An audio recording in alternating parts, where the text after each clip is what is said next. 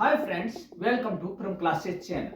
दोस्तों, आज जिसके बारे में हम जानने वाले हैं वह है बीजेपी दिल्ली इलेक्शन रिजल्ट्स 2025।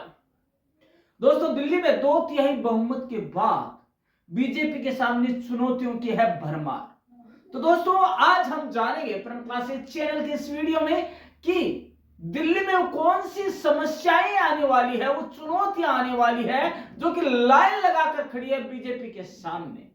दोस्तों, दिल्ली में 2/3 बहुमत के बाद बीजेपी के सामने आगे क्या क्या बड़ी चुनौतियां होगी, आज उनको हम जानने वाले हैं। दिल्ली विधानसभा चुनाव में बीजेपी ने प्रचंड जीत हासिल कर 2/3 से भी ज्यादा बहुमत प्राप्त किया है। यह जीत पार्टी के लिए एक बहुत बड़ी उपलब्धि है, जिसने कि 27 साल का वनवास पूरा कर दिया है। लेकिन इसके साथ ही उसके सामने कुछ गंभीर चुनौतियां भी मुंह बाए खड़ी है। जनता ने भारी समर्थन देकर भाजपा को राजधानी की सत्ता सौंप दी है और अब उसे 3 करोड़ से भी ज्यादा लोगों की उम्मीदों पर खरा उतरना होगा। वैसे तो उसके सामने चुनौतियां लाइन लगाए खड़ी है, लेकिन कुछ प्रमुख चुनौतियां हैं जिसके बारे में आज हम बात करने वाले हैं दोस्तों, और उन पर उसे तत्काल ध्यान देना पड़ेगा, अन्यथा ये पब्लिक है, ये सब जानती है और ये सब कुछ कर सकती है। दोस्तों, दिल्ली के 43,23,110 वोटरों ने भाजपा के पक्ष में मतदान कर उसे राजधानी की 70 में से 48 सीटों पर जीत दर्ज करवाई है। यह दिल्ली की वह जनता है जिसे भारतीय जनता पार्टी से बहुत ही ज्यादा आशाएं और आकांक्षाएं हैं, लेकिन सत्ताधारी दल होने के नाते उसके कंधे पर दिल्ली वालों की जिम्मेदारी है और हर दिल्ली वाला बीजेपी की तरफ देखता नजर आ रहा है।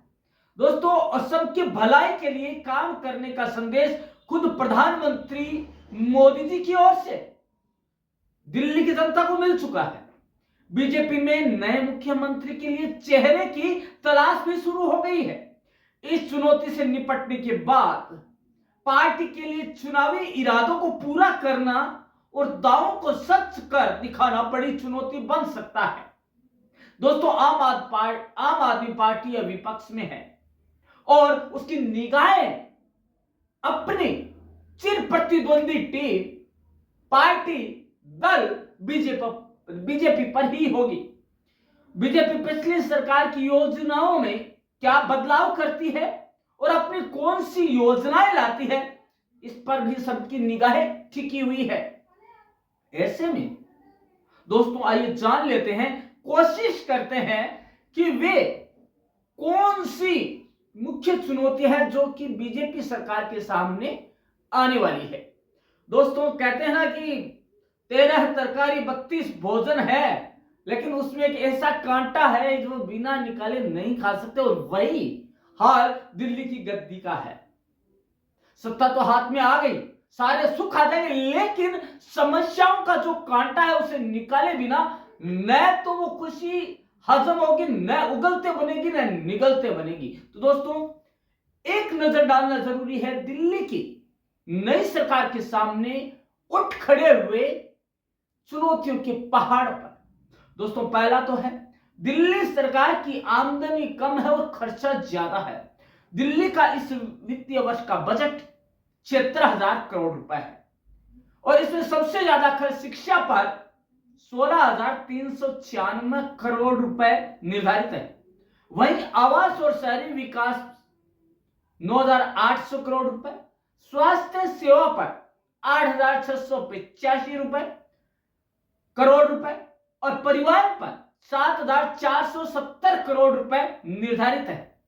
ऐसे जल आपूर्ति और स्वच्छता पर है 7,195 करोड़ रुपए, सामाजिक सुरक्षा कल्याण पर 6,694 करोड़ रुपए का खर्च प्रमुख है। लेकिन आय क्या वो हम सुन लेते हैं। कर, केंद्रीय सहायता और गैर कर स्रोतों से आय की बात करें तो 2024-25 के समापन पर 64,142 करोड़ में से 62,415 करोड़ रुपए अनुमानित की गई थी। ऐसे में बीजेपी के सामने अपने वादों को पूरा करने के लिए आय बढ़ाना कठिन होगा। यदि हम ये माने कि योजनाएं पूरी करनी, तो दोस्तों दिल्ली में राजस्व का कोई बड़ा स्रोत नहीं है। राजस्व बढ़ाने के लिए नए रास्ते तलाशने होंगे। केंद्र और राज्य दोनों जगह एक ही सरकार है। ऐसे में स्पेशल पैकेज के तहत ही दिल्ली सरकार को सहायता मिलेगी तो ही बात बन सकती है। अब पहली समस्या तो यह है आमदनी अठनी खर्चा रुपया। दूसरा है फ्री योजनाएं और मासिक पेंशन बढ़ाएगी बोझ। बीजेपी ने अपने संकल्प पत्र में कई चुनावी वादे किए, उनमें से एक महत्वपूर्ण है महिलाओं को 2500 रुपए प्रति माह देने का वादा पूरा करने के लिए करीब 11,000 करोड़ रुपए खर्च होने का अनुमान लगाया गया है। इसके अलावा आम आदमी पार्टी की गणना को ही मान ले तो 38 लाख महिलाएं इसकी पात्र हैं। दोस्तों इसके अलावा चुनाव आयोग की रिपोर्ट के अनुसार दिल्ली में करीब 24.5 लाख ऐसे बुजुर्ग हैं जिनकी उम्र 60 साल से ज्यादा है। इन्हें 2,500 से 3,000 रुपए मासिक पेंशन का भी वादा किया गया है और इनकी मासिक पेंशन पर भी 4100 करोड़ रुपए 4,100 करोड़ रुपए के खर्च का अनुमान है। इसके साथ ही फ्री बिजली और पानी योजनाओं को जारी रखने के लिए भी 11,000 करोड़ रुपए की आवश्यकता होगी। खर्चा बहुत बड़ा है। 500 रुपए में गैस सिलेंडर और होली और दिवाली पर इसे फ्री देने की पेशकश भी सरकार कर चुकी है। दोस्तों ऑटो, टैक्सी और ई रिक्शा चालकों सहित गिग वर्कर्स को 10 लाख रुपए का जीवन बीमा और 5 लाख का स्वास्थ्य बीमा भी बजट पर बोझ बनेगा। इसके अलावा झुग्गियों की अटल कैंटीन में 5 रुपए में भोजन दिया जाना भी सरकार के लिए सिरदर्दी होगा। इसके अलावा जो प्रॉब्लम्स है वो यह है केजी से पीजी तक की फ्री शिक्षा करना। दोस्तों दिल्ली में बीते 10 साल में आप सरकार ने शिक्षा क्षेत्र में बड़े बदलाव के दावे किए हैं और अब बीजेपी ने अपने चुनावी वादों में शिक्षा को अहम मुद्दा बनाया है। दोस्तों आम आदमी पार्टी ने अपने कार्यकाल के दौरान शिक्षा को लेकर सबसे ज्यादा नवाचार किए और काम करने का दावा भी किया। बजट में भी इसकी झलक देखने को मिलती है। बीजेपी ने अपने चुनावी दावे में कहा है कि केजी से लेकर पीजी तक की शिक्षा फ्री दी जाएगी। ऐसे में इस योजना पर बीजेपी कैसे सबको लाभ पहुंचा पाती है देखना दिलचस्प होगा। बीजेपी ने 2026 तक 3 नए कॉलेज और प्रतियोगी परीक्षा में भाग लेने वाले छात्रों को 15,000 रुपए की सहायता देने का भी वादा किया है। याद रहे उन्होंने यह भी कहा है इसके साथ ही अनुसूचित जाति और जनजाति के तकनीकी शिक्षा प्राप्त करने वाले छात्रों को 1,000 रुपए प्रति माह देने का वादा किया गया है। दोस्तों जो शिक्षा खर्च है उस पर हम बात करें तो आम आदमी पार्टी ने निजी स्कूलों की फीस नहीं बढ़ने दी। यह दिल्ली में सबसे बड़ी बात है। वहीं सरकारी स्कूलों को निजी स्कूलों के स्तर पर ला दिया। ऐसे में बीजेपी शिक्षा व्यवस्था में क्या परिवर्तन करती है यह देखना बड़ा ही अनूठा होगा। अब है जो सबसे बड़ी बात है जो कि दिल्ली में सबसे बड़ा चुनौतियों का पहाड़ है वो है जल जीवन और हवा की सफाई। दोस्तों दिल्ली में वायु प्रदूषण की बड़ी समस्या है और यह हर सरकार के लिए चुनौती बनी रही है और यही वह मुद्दा है जिस पर कि सरकारें बहुमत हासिल करती है और अपनी खुशियां छीनती भी है। दोस्तों भारतीय जनता पार्टी ने 3 साल में यमुना को साफ करने और रिवर फ्रंट बनाने का भी वादा किया है। ठीक है, पिछले कुछ वर्षों में 8,000 करोड़ रुपए यमुना की सफाई पर खर्च हो चुके हैं, लेकिन स्थिति जस की तस है।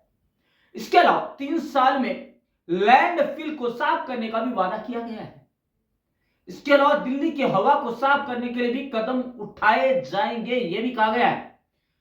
दोस्तों, बीजेपी सरकार की असल चुनौती यह है कि इस समस्या को निपटाने के लिए कितनी जल्दी आधारभूत ढांचा खड़ा कर पाते हैं। आम आदमी पार्टी ने इसके लिए आधारभूत ढांचा नहीं बनाया। पानी, हवा और प्रदूषण को कम करने के लिए इन्हें एक बेहतर योजना बनानी होगी जो कि इनकी सरकार को पांव जमाने के लिए सहायक सिद्ध हो। गंगा की तरह यमुना की सफाई पर भी ध्यान देना ही होगा। अब बात आती है सबसे बड़ी समस्या दूसरे दिल्ली में, वह परिवहन और स्वास्थ्य की समस्या। दोस्तों, दिल्ली में चुनाव जीतने के बाद बीजेपी के सामने वादों को पूरा करने की चुनौतियां बनी हुई है। दोस्तों, दिल्ली में करीब 13,000 ई बस का संचालन करने का वादा बीजेपी कर चुकी है। इसके अलावा उन्हें इसके लिए 20,000 करोड़ रुपए की आवश्यकता होगी। कितने? 20,000 करोड़ रुपए। दोस्तों, दिल्ली के आसपास 65,000 करोड़ रुपए के हाईवे भी तैयार होंगे। मेट्रो विस्तार पर भी 2700 करोड़ रुपए की जरूरत है। दिल्ली सरकार ने सड़कों के विकास पर व्यय पिछले बजट के मुकाबले घटा दिया है। दोस्तों, वित्त वर्ष 2023-24 में 3,126 करोड़ रुपए खर्च करने का प्रस्ताव था। इसे 2024-25 में घटाकर 1768 करोड़ रुपए कर दिया है। इसके साथ ही बीजेपी अपनी राजस्व स्वास्थ्य क्षेत्र की पसंदीदा योजना पीएम आयुष्मान भारत योजना को भी दिल्ली में लॉन्च करने वाली है। दोस्तों, समस्या एक साथ आई है सारी, और उसके लिए प्लेटफॉर्म तैयार ही नहीं है। दोस्तों, इसके तहत 5 लाख रुपए तक का इलाज फ्री दिया जाएगा। इनमें 70 साल के बुजुर्गों का इलाज फ्री होगा। इसके अलावा इसके साथ ही गर्भवती महिलाओं को 21,000 रुपए की वित्तीय सहायता के साथ 6 न्यूट्रिशन किट भी दिया जाना शामिल है। यह भी करना पड़ेगा। अब दोस्तों, दिल्ली के अस्पतालों को और भी बेहतर बनाने के लिए 10,200 करोड़ रुपए की जरूरत है अनुमानतः है। इसके अलावा हम समस्याओं को जान लेते हैं। कल्याणकारी योजनाओं की वादों की वजह से सरकारी खजाने पर दबाव है। सबसे बड़ी समस्याएं हैं स्वास्थ्य की समस्या को दूर करना, पेयजल की समस्या को दूर करना, फ्री शिक्षा देना, महिलाओं के खाते में फ्री में पैसे डालना, पीएम आयुष्मान योजना चालू करना। बहुत से ऐसे हैं जिनकी वजह से सरकारी खजाने पर दबाव आने वाला है। और रेवेन्यू कहां से जुटाएगी, सबसे बड़ी बात है। दोस्तों, दिल्ली सरकार के आगे मुख्य स्रोत टैक्स कलेक्शन, केंद्रीय अनुदान, विभिन्न स्रोतों से प्राप्त होने वाली शुल्क है। लेकिन दोस्तों, खर्चे इतने अधिक हैं कि आय का साधन सूझ ही नहीं रहा है। कुछ ऐसा करना पड़ेगा कि उन्हें आय के साधन मिल सके। दोस्तों, public private partnership PPP model को अपनाकर इंफ्रास्ट्रक्चर प्रोजेक्ट्स को भी गति दी जा सकती है। वैसे प्रधानमंत्री ने जिस तरह का भरोसा दिया है, उसे केंद्र सरकार भी इसके लिए सहायता का हाथ बढ़ा सकती है। इसके अलावा लॉ एंड ऑर्डर अब सीधी जवाबदेही बनेगी। दोस्तों, लॉ एंड ऑर्डर की बात करें तो दोस्तों, दिल्ली में कानून व्यवस्था की स्थिति अक्सर पूरे देश में चर्चा में रहती है।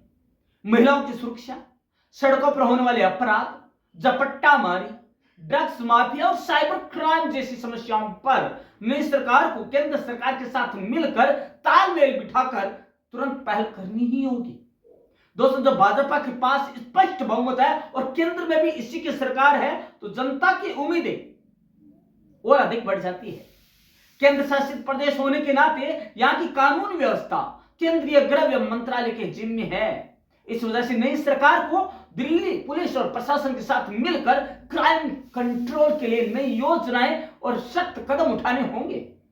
दोस्तों, इसके अलावा फास्ट ट्रैक कोर्ट्स की संख्या बढ़ानी पड़ेगी और सीसीटीवी कैमरे की निगरानी रात और दिन 24 घंटे के लिए बढ़ानी होगी। इसके अलावा जनता का भरोसा हासिल करके दिखाना होगा। बीजेपी ने दिल्ली चुनाव में ऐतिहासिक जीत दर्ज की है, लेकिन जनता का भरोसा बनाए रखना सबसे बड़ी चुनौती है। दोस्तों, अगर पार्टी अपने वादों को पूरा करने में असफल रहती है, तो पूरे देश में इसका अच्छा संदेश नहीं जाएगा और उसकी चुनौतियां और भी अधिक बढ़ जाएगी। और जितने राज्यों में बीजेपी सरकार अपने पांव जमाने की कोशिश कर रही है वो भी क्वेश्चन मार्क के घेरे में आ सकते हैं। दोस्तों, इसके अलावा बहुत सी समस्याएं हैं जो कि दिल्ली की सरकार को उठानी पड़ेगी। ऐसे में विभिन्न मंत्रालयों से दिल्ली को तमाम योजनाओं के लिए पैसा मिलना चाहिए, तभी जाकर काम होगा, जिससे दिल्ली सरकार को थोड़ी राहत मिल सकती हो। दोस्तों, दिल्ली की यातायात व्यवस्था एक बड़ी चुनौती है। 30 मिनट के सफर वाले रास्तों में 1.5 से 2 घंटे लग जाते हैं यदि किसी व्यक्ति की उत्पादकता को प्रभावित कर रहे हैं। ऐसे में एक अच्छी आधारभूत संरचना को तैयार करना एक बड़ी चुनौती का काम है। हालांकि अब दोनों जगह एक ही सरकार है। ऐसे में दिल्ली केंद्र शासित प्रदेश को सेंट्रल गवर्नमेंट से, केंद्र सरकार से पैसा मिल सकता है। यदि ऐसा होता है तो सरकार में जनता का विश्वास कायम होगा, भरोसा बनेगा और जनता की जो आशाएं हैं, आकांक्षाएं हैं, उसका प्रतिबिंब भी साफ साफ दिखाई देगा। अब बात करते हैं कि संकल्प पत्र क्या था। जाते जाते ये बताना जरूरी है कि संकल्प पत्र वो कौन सा था जिसमें कि जनता के महत्व की बात की गई, गिग वर्कर्स के लिए की गई। उन्होंने कहा कि गिग वर्कर्स को जो है 10 लाख तक का जीवन बीमा फ्री होगा, दुर्घटना बीमा 5 लाख तक का होगा। इसके अलावा टेक्सटाइल वर्कर्स को भी 10 लाख रुपए तक का बीमा दिया जाएगा। इसके अलावा निर्माण श्रमिकों को टूल किट प्रोत्साहन के लिए 10,000 रुपए दिए जाएंगे। 10,000 रुपए से 2 लाख तक का लोन दिया जा सकता है। इसके अलावा युवाओं को 50,000 सरकारी नौकरियों की बात की गई है, सरकारी भर्तियां निकालने की, और 20 लाख रोजगार व स्वरोजगार के अवसर जरूरतमंद छात्रों को मेट्रो में मुफ्त यात्रा के लिए जो है एक 4,000 रुपए का माह का जो एक कार्ड बनाया जाएगा। इसके अलावा बहुत से ऐसे हैं, 2100 रुपए है वो महिलाओं को दिए जाएंगे, जो प्रेग्नेंट महिलाएं हैं उनके लिए देने की बात हुई है। मान्यता प्राप्त मीडिया कर्मियों को 5 से लेकर 10 लाख रुपए तक का जीवन बीमा और 10 लाख तक का स्वास्थ्य दुर्घटना बीमा देने की बात की गई है। दोस्तों, इसी के साथ भव्य महाभारत कॉरिडोर की बनाने की योजना भी है। दोस्तों, ये सारे इतने खर्च हैं, इतने वादे हैं जिनको पूरा करना एक बड़ी चुनौती तो है, लेकिन दोस्तों असंभव कुछ भी नहीं है, क्योंकि दोनों जगह सरकार एक ही है। दोस्तों, अब कुछ करने का समय अब है, क्योंकि सब कुछ अपने हाथ में है। दिल्ली की गद्दी अपने हाथ में है, केंद्र सरकार हमारी है। तो दोनों दोस्तों, ये दोनों मिलकर काम करें तो दिल्ली की सूरत और सीरत दोनों सुधर सकती है और अपराधों पर लगाम स्वतः लग जाएगी, क्योंकि केंद्र शासित प्रदेश केंद्रीय गृह मंत्रालय के अंडर में आता है और वहां से यदि सीधे सख्त कड़े कदम उठाए जाए तो दिल्ली से अपराध रातों रात नेस्तनाबूद किया जा सकता है। तो दोस्तों, मिलते हैं एक नए टॉपिक के साथ, एक नए जो कि आने वाली है देश के सामने चुनौतियों पर बात करने वाले हैं, समाधान पर बात करने वाले। कल हम परम क्लास चैनल के माध्यम से वापस मिलने वाले। तब तक के लिए देखते रहिएगा परम क्लास चैनल और अपने विचार देश के विकास के लिए कमेंट बॉक्स आपके लिए खुला है, उसे आप दे सकते हैं। धन्यवाद दोस्तों।